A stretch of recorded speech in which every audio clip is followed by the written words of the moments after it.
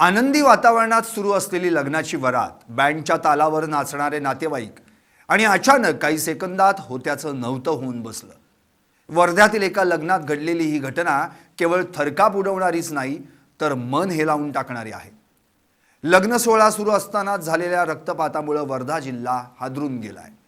नेमकं काय घडलं होतं त्या लग्न सराईच्या रात्री, पाहूयात या व्हिडिओमधून। नमस्कार, मी संदीप आणि आपण पाहताय LS मराठी। वर्धा जिल्ह्यातील बरबडी गावातील भलमे कुटुंबात लग्नाचा आनंद सोहळा सुरू होता। नवरदेवाच्या वरातीनं महिला आश्रमासमोरील हनुमान मंदिरात दर्शन घेतल्यानंतर पुढे मार्गक्रमण सुरू केलं।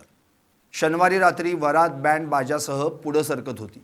प्रत्येक जण वरातीत गाण्याच्या धुंदीत नाचण्यात मग्न होता। तितक्यात अचानक चाकूचे सपासप वार झाले। कुणालाही काही कळायच्या आत वरातीतले दोघे जण रक्ताच्या थारोळ्यात पडले। संपत्तीच्या वादातून अल्पवयीन पुतण्यानं अचानक त्याचा काका प्रभाकर भलमे आणि चुलत भाऊ नितीन भलमे यांच्यावर धारदार चाकूनं हल्ला केला।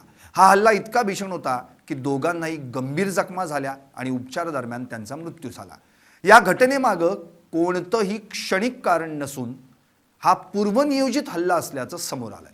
भलमे कुटुंबात संपत्तीच्या वादावरून अनेक महिन्यांपासून वाद सुरू होता। सुमारे 8 महिन्यांपूर्वी आरोपी आणि मृतकांमध्ये जोरदार वाद झाला। याच रागातून आरोपी पुतण्या सुडाच्या भावनेनं पेटला होता। धक्कादायक म्हणजे त्यानं आधीच ऑनलाईन चाकू मागवून घेतला होता आणि तो योग्य संधीची वाट पाहत होता। या घटनेमुळे लग्नाचा आनंद एका क्षणात शोकांतिकेमध्ये बदलला। जखमींना तात्काळ सेवाग्राम रुग्णालयात दाखल करण्यात आलं, मात्र डॉक्टरांनी त्यांना मृत घोषित केलं। घटनेची माहिती मिळताच पोलिसांनी घटनास्थळी धाव घेत आरोपीला ताब्यात घेतलं। वर्धा शहर पोलीस ठाण्यात गुन्हा दाखल करण्यात आलाय। तपासही सुरू झालाय। कौटुंबिक वाद इतका टोकाला जाऊ शकतो की तो लग्न समारंभासारख्या आनंदाच्या क्षणाला रक्तरंजित करू शकतो। अल्पवयीन मुलांमध्ये सुद्धा वाढत चाललेली हिंसक प्रवृत्ती चिंतेचं कारण बनली आहे। वरातीत रक्तरंजित हल्ला, पुतण्याकडून काका चुलत भावाचा खून, संपत्तीच्या वादाचा शेवट मृत्यूत, लग्नातच दुहेरी हत्या, ऑनलाईन चाकू मागवून कट, अल्पवयीनाचा थरारक प्लॅन उघड, आनंदाच्या क्षणी शोकांतिका, वर्ध्यात लग्नामध्ये दुहेरी खुनानं खळबळ।